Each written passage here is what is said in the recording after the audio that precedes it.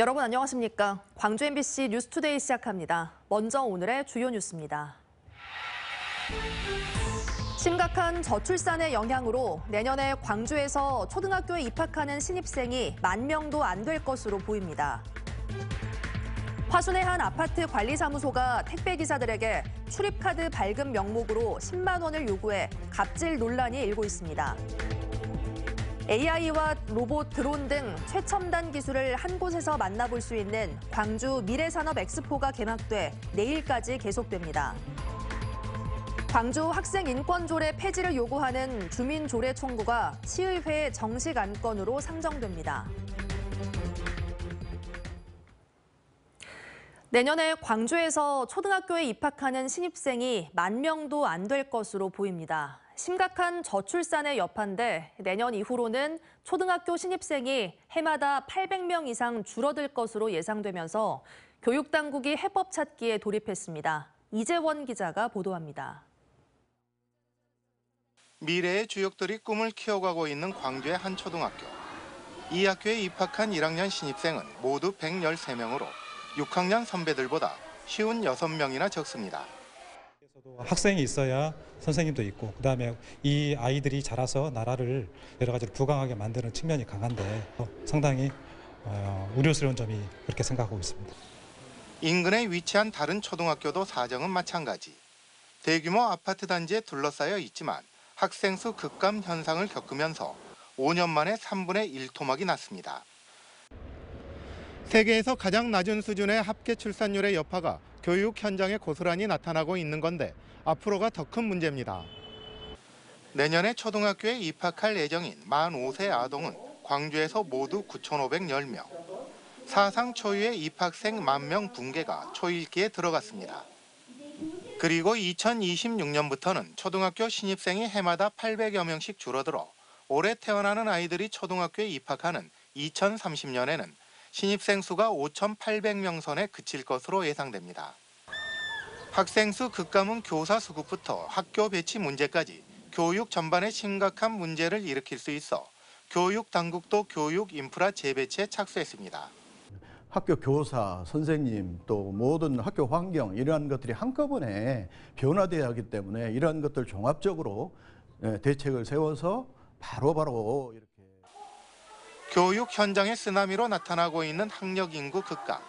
교사 1인당 학생 수를 강제로 줄여줘 교육의 질을 높여주고 있다는 자조 섞인 말까지 나오고 있습니다. MBC 뉴스 이재원입니다. 오늘 무더운 날씨가 예상됩니다. 아침 출근길 기온은 18도 안팎으로 어제보다 1, 2도가량 낮은데요. 한낮 기온 무려 32도로 어제보다 8도가량 높은 기온이 예상됩니다. 습도가 높아서 체감온도는 이보다도 더 높게 오르겠습니다. 대기 불안정이 더해지면서 오늘 오후 들어서는 전남 동부 지역을 중심으로 소나기가 쏟아지겠습니다. 오후부터 밤사이 5에서 40mm가량의 비가 예상됩니다. 주말인 내일부터는 장맛비가 내릴 텐데요. 많은 비가 내릴 것으로 예보됐습니다. 광주와 전남에 30에서 80mm, 많은 곳은 100mm 이상의 폭우가 쏟아질 가능성이 있겠고요. 뜨거운 수증기가 다량으로 유입이 되면서 돌풍과 천둥, 번개를 동반한 요란한 비가 내리겠습니다. 특히 취약 시간대인 밤사이 많은 비가 집중될 것으로 보여서 대비를 철저히 해두셔야겠습니다. 날씨 정보였습니다. 한 아파트 관리사무소가 택배기사들에게 출입카드 발급 명목으로 10만 원을 요구해 논란이 일고 있습니다. 택배기사들은 아파트 갑질이라며 반발하면서도 울며 겨자 먹기로 10만 원을 내고 배송을 하고 있습니다. 천홍희 기자가 현장 취재했습니다. 지난 4월 입주를 시작한 화순의 한 신축 아파트입니다. 택배기사 김모 씨는 이곳에 택배를 배송하려다 깜짝 놀랐습니다.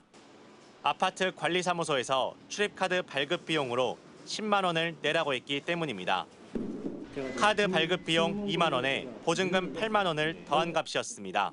주민 편의를 위해서 배송하는 건데 이렇게 터무니없는 과다하게 비용을 청구를 하면 요구를 하면 이건 갑질이고 이게 횡포 아니냐. 이처럼 아파트 공동 현관에는 출입문이 설치돼 있어 출입카드를 찍거나 비밀번호를 눌러야만 들어갈 수 있습니다. 하루에도 많게는 4-5곳의 아파트를 방문하는 택배기사들은 이곳의 카드 발급 비용이 이례적으로 비싸다며 부담스러워하고 있습니다. 차비로 했어요. 10,000원에서 20,000원밖에 안 받는데 여기는 너무 10만 원으로 받으니까 좀 부담되고. 아파트 관리사무소 측은 주민들의 안전을 위해 카드 발급 비용을 높게 설정했다고 해명했습니다. 비용이 저렴하면 택배기사가 나쁜 마음을 먹고 다른 사람에게 카드를 넘긴 뒤 자신은 새로운 카드를 발급받을 가능성이 있다는 겁니다. 아파트가 범죄에 노출될 수 있다는 건데 이때 주민들의 안전은 누가 책임지냐고 묻기도 했습니다. 고객 택배를 배송하기 위해서 그걸 발급받은 건데 그렇게 생각한다는 관리사무소 자체가 이상한 거 아니에요? 솔직히 말하면 갑질이죠. 하지만 이 아파트는 우체국 집배원에게는 신원이 확실하다는 이유로 카드 발급 비용을 받지 않고 있습니다. 다른 아파트들은 어떻게 하고 있는지 근처 아파트 10곳 중 공동현관 출입문이 잠겨있는 5곳을 조사해봤습니다. 5곳 중 2곳은 카드 발급 비용으로 각각 10,000원과 30,000원을 받았고 나머지 3곳은 택배기사에게 출입문 비밀번호를 알려주거나 무료로 출입카드를 발급해줬습니다. 한 아파트 관리소장은 택배기사들을 상대로 영리 행위를 할 수 없어 돈을 받지 않는다고 말하기도 했습니다.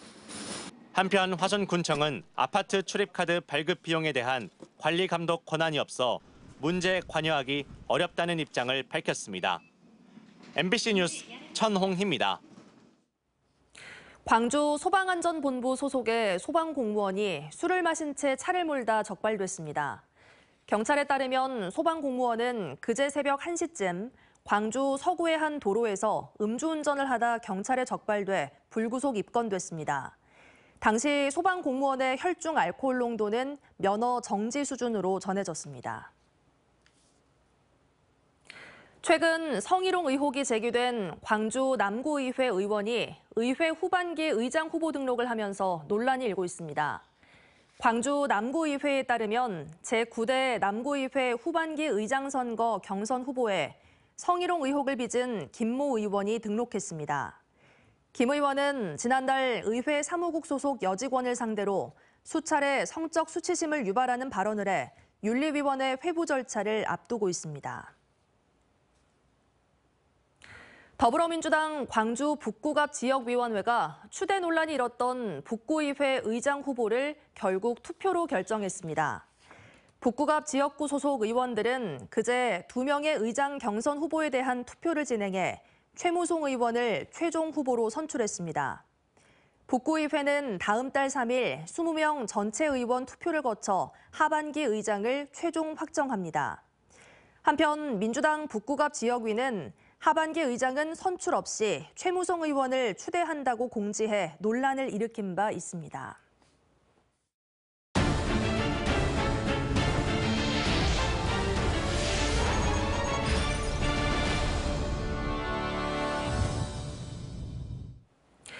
AI와 로봇, 드론 등 최첨단 기술을 한 곳에서 만나볼 수 있는 광주 미래산업 엑스포가 어제 개막했습니다.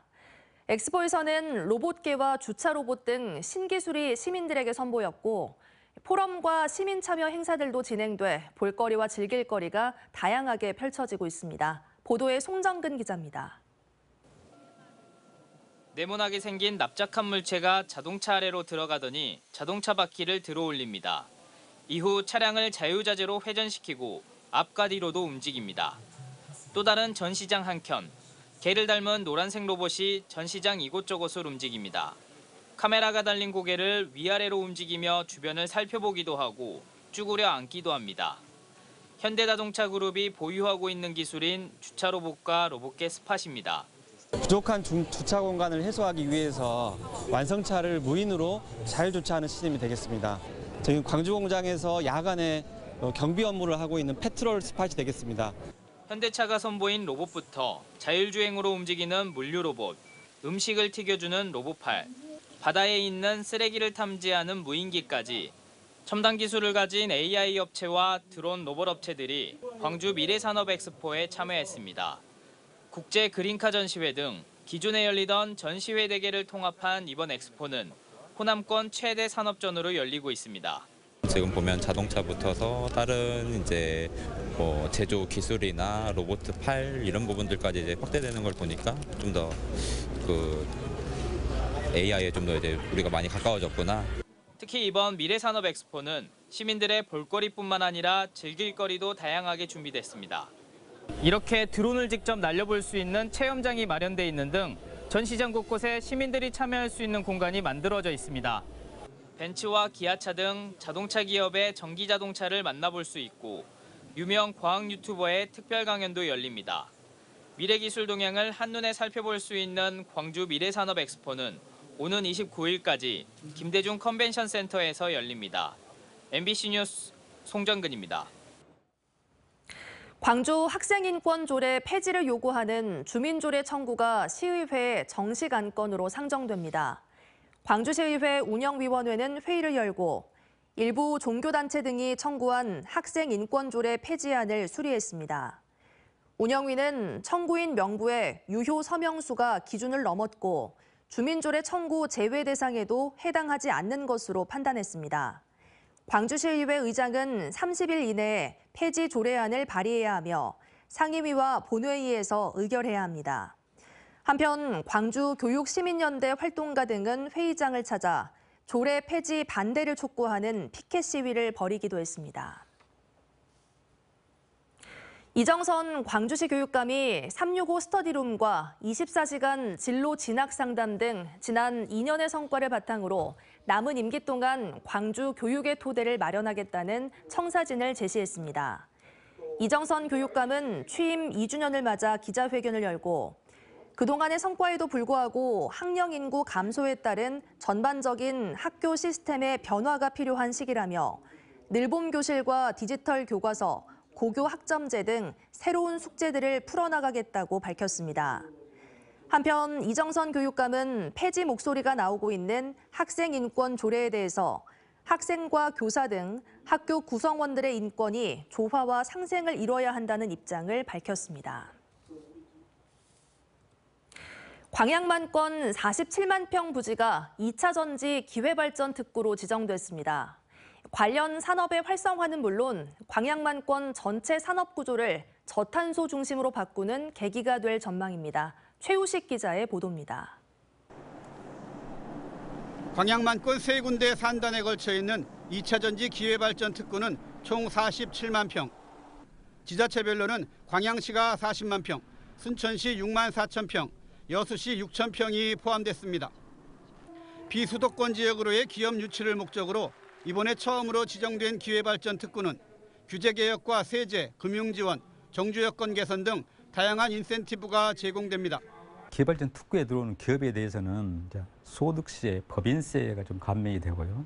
그다음에 취득세, 재산세가 감면됩니다. 특히 이제 상속세가 감면이 돼서 실질적으로 이걸 파격적인 세제 지원이라고 정부에서 얘기를 하고 있습니다.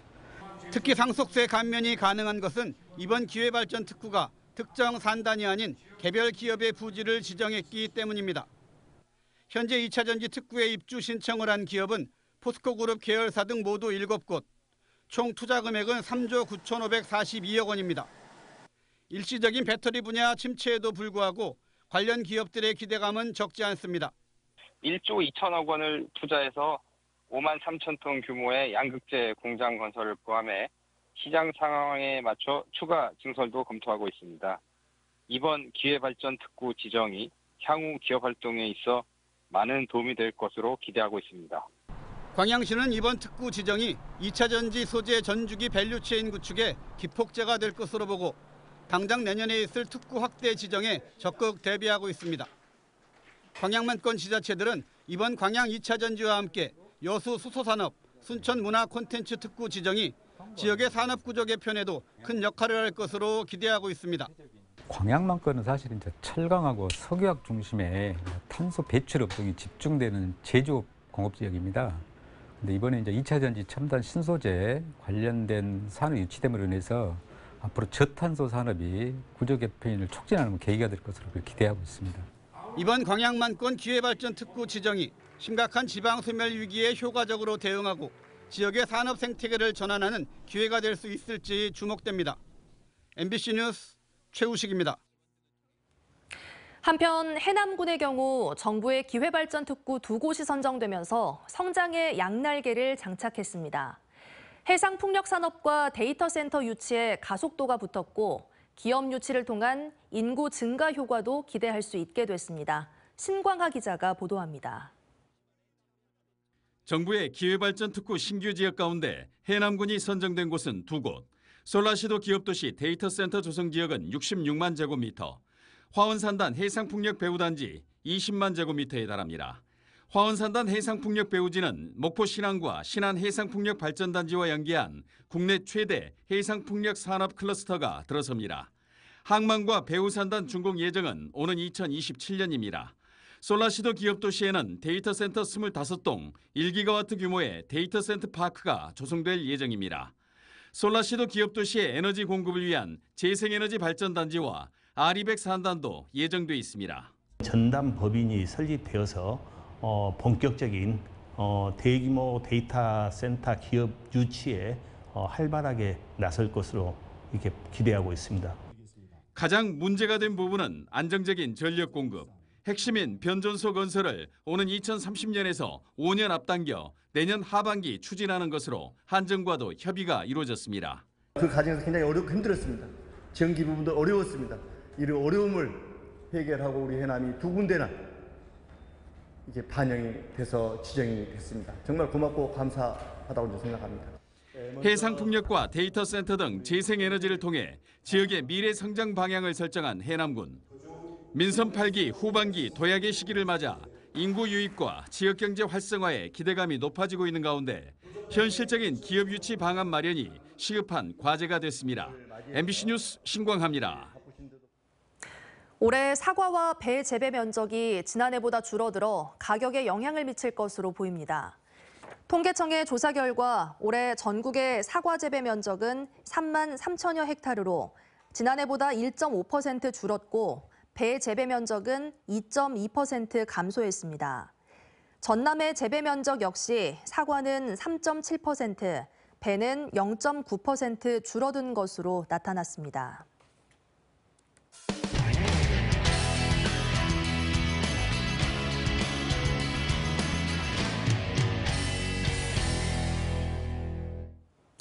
코로나19 이후 국내 골프 수요가 증가하면서 강원도에 투자가 늘고 있습니다. 지역 관광과 경제에 미치는 긍정적인 효과도 있지만 산림 훼손과 농약 사용으로 인한 환경오염 우려도 커지고 있습니다. 원주문화방송 권기만 기자의 보도입니다. 짙은 녹음을 뽐냈던 숲들이 사라지고 황량한 흙바닥이 모습을 드러냈습니다. 제법 큰 나무들을 베어내는 작업은 대부분 마무리됐고 지금은 산을 깎아 코스를 만드는 작업이 한창입니다. 27홀 규모의 골프장을 만드는데 158만 제곱미터의 산림이 사라졌습니다. 지정면의 골프장도 최근 2년 사이 18홀 코스를 2개 추가 개장하면서 전체 90홀 규모로 확장했습니다. 횡성군 서원면에 조성된 45홀 규모의 골프장도 정식 개장을 앞두고 있는 등 최근 원주와 횡성 지역에 골프장이 우후죽순 들어서고 있습니다. 현재 원주에서 영업하고 있는 골프장은 6곳, 여기에 4곳이 현재 공사 중이거나 건설 사업을 추진하고 있습니다. 횡성에도 7개 골프장이 운영되고 있는 상황.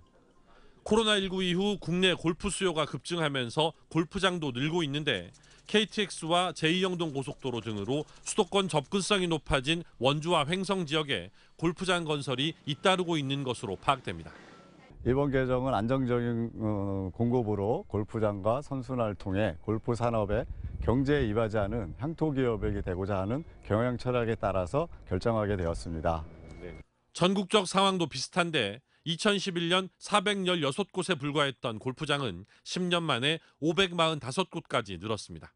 문제는 늘어난 골프장만큼 산림이 사라지고 주변 환경이 훼손되고 있다는 겁니다.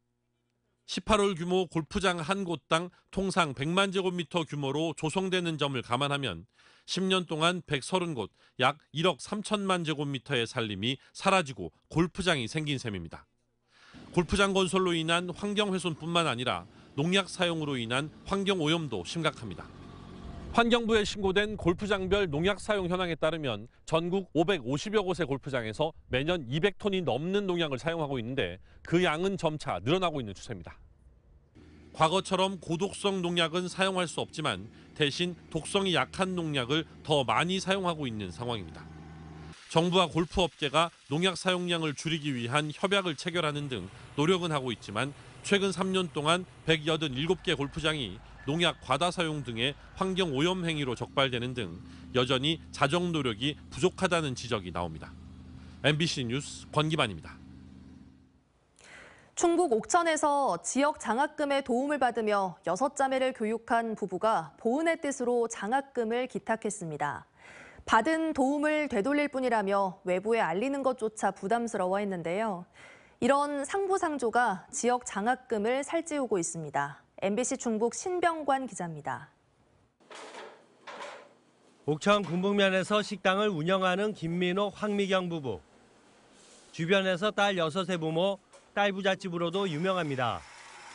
지금은 딸들이 결혼, 직장, 대학 생활로 떠나 있지만 한 해 면 전체 신생아가 10명도 되지 않는 지역인 만큼 6자매는 지역의 자랑이기도 합니다. 군북면뿐 아니라 옥천군 전체적으로도 6자매는 흔한 경우가 아니니까 저희 지역의 자랑거리이고. 딸 6을 키우는 동안 부부는 매 순간 큰 기쁨을 얻었지만 한편으로는 부담도 적지 않았습니다. 특히 자녀들의 교육비 마련이 쉽지 않았습니다. 이런 부부에게 지역사회가 십시일반 모아 만든 옥천군 장학회는 큰 힘이 됐습니다.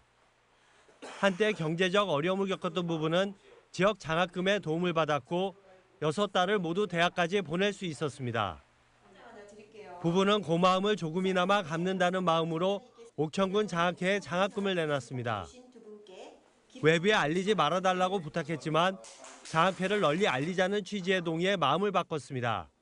얼마 액수는 안 되지만 조금이나마 희망을 갖고 공부를 할 수 있게끔 그런 의미에서 저 같은 사람이 여러 사람 모아지면 큰 힘이 되지 않을까 싶어서요. 지난 2007년 설립된 옥천군 장학회는 현재까지 7,300여 명에게 36억 원이 넘는 장학금을 지급했습니다. 최근에는 계좌 이체를 통한 소액 기부가 늘고 있고 해외 연수 등 장학 사업도 확대되고 있습니다. 옥천군민 전체가 그 학생들한테 관심이 있다는 증거가 아니겠습니까? 그렇게 되면은 장학회도 활성화되지만은 지역의 인재 양성에도 큰 도움이 될 거라고 저는 생각합니다. 저출산의 지역 소멸까지 농촌 지역에서는 아이를 지역사회가 함께 길러야 한다는 절박함이 더욱 큽니다. 도움을 받고 그 도움을 또 되돌려주며 커져가는 지역 장학회가 하나의 희망이 되고 있습니다. MBC 뉴스 신병관입니다. 경북 구미시가 한 도로에 안전을 위해 1,000만 원을 들여 중앙분리대를 설치했다가 2달 만에 철거했습니다. 시청은 중앙분리대가 생겨 차량 통행이 방해되고 잠시 정차하기 불편하다는 민원 때문에 철거했다고 해명했지만 일부 주민들은 세금 낭비와 안전 불감증 등을 지적하고 있습니다. 대구문화방송 변예주 기자의 보도입니다. 중앙선을 넘어 도로 한가운데서 후진하는 대형 화물차. 반대편에서 오는 차를 아슬아슬 피하며 역주행하더니 우회전하는 승용차. 좁은 도로에서 불법 유턴을 하는 승합차에 인도에 서 있던 사람들이 화들짝 놀라기도 합니다. 이런 불법 운전 차량에 주민들은 오랫동안 불안에 떨었습니다. 위험천만한 이 도로, 왜 그대로인 걸까요? 지난 2월 이 도로에는 예산 1,184만 원을 들인 중앙분리대가 설치됐습니다. 하지만 지금은 중앙분리대는 찾아볼 수 없고 뽑혀나간 흔적만 남았습니다. 구미시가 2달 만에 다시 철거했기 때문입니다. 철거 비용 126만 원이 또 들었습니다. 구미시는 중앙분리대가 생겨 불편하다는 민원이 많았다고 설명했습니다. 차를 잠깐 세울 때 뒷차들이 좀 못 지나가니까 상점에 이제 상점에 뭘 사려고 할 때 물건 내릴 때 이럴 때 좀 불편하다. 그리고 고객들이 안 온다. 사고 위험 줄이려고 만든 건데 차량 통행과 잠시 정차하는 데 불편하다는 민원 때문에 없앴다는 겁니다. 중앙분리대가 없어진 자리에서 사람들은 무단횡단을 하고 취재진이 있는데도 차들은 중앙선을 넘어 불법 좌회전을 합니다. 불법 주정차 단속 안내판도 무용지물. 황당한 행정에 주민들은 분통을 터뜨립니다. 그렇게 안전한 도로 문화가 만들어졌는데 그거를 시에서 또다시 위험하게 만들었는 그런 상황이 되다 보니까 경북도는 충분히 논의하지 않았고 사업 타당성에 대한 검토도 제대로 하지 않은 채 졸속으로 추진한 게 문제라고 감사에서 지적했습니다. 민원에 이랬다 저랬다 기준 없는 행정에 사고의 위험은 여전합니다. MBC 뉴스 변예주입니다. 호남대학교가 2024 국가서비스 대상에서 5년 연속 대학 AI 특성화 분야 대상을 수상했습니다. 호남대학교는 어제 서울에서 열린 시상식에서 전교생 AI 융합인재 양성과 AI 대중화 교육을 선도했다는 평가를 받아 2024 국가서비스 대상에서 5년 연속으로 대학 AI 특성화 분야 대상을 수상했습니다. 국가서비스 대상은 산업정책연구원의 주관으로 서비스 경쟁력과 비전, 산업과 사회적 기여 등을 평가해 우수기관을 선정하는 시상제입니다. 오늘 무더운 날씨가 예상됩니다. 아침 출근길 기온 18도 안팎으로 어제보다 1, 2도가량 낮게 시작했는데요. 한낮 기온은 무려 32도 안팎까지 오르면서 어제보다 8도가량 높은 기온이 예상됩니다. 기온 자체도 높지만 습도까지 높아서 체감 온도는 이보다도 더 높게 오르겠습니다. 오후 들어서는 대기 불안정이 더해지면서 소나기가 지나겠습니다. 전남 동부 지역을 중심으로 오후부터 밤 사이 5에서 40mm가량의 비가 지날 가능성이 있겠습니다. 한편 주말인 내일부터는 장맛비가 내리겠는데요. 꽤 많은 비가 내릴 것으로 보입니다. 토요일과 일요일 광주와 전남에는 최고 80mm의 비가 예상되고요. 많은 곳은 100mm 이상의 폭우가 쏟아질 수 있겠습니다. 돌풍과 천둥, 번개를 동반한 요란한 비가 내릴 수 있겠고요. 취약 시간대인 밤 사이 많은 비가 쏟아질 가능성이 있어서 대비를 철저히 하셔야겠습니다. 자세한 지역별 기온 살펴보겠습니다. 대부분 지역의 한낮 기온이 30도를 웃돌면서 덥겠습니다. 현재 목포의 기온 21도 보이고 있는 가운데 한낮 기온은 28도 예상되고요. 영암과 강진에서 모두 30도 안팎의 더위가 이어지겠습니다. 순천의 낮 기온은 29도, 광양의 낮 기온은 30도로 예상됩니다. 바다의 물결은 최고 1.5m에서 2.5m 안팎으로 일겠습니다. 내일 시작된 장맛비는 다음 주까지도 길게 이어지겠습니다. 날씨 정보였습니다. 이상으로 뉴스 마칩니다. 함께해 주신 여러분 고맙습니다. 언제 어디서나 내 손 안의 뉴스. 광주 MBC 뉴스 유튜브 구독으로 함께하세요.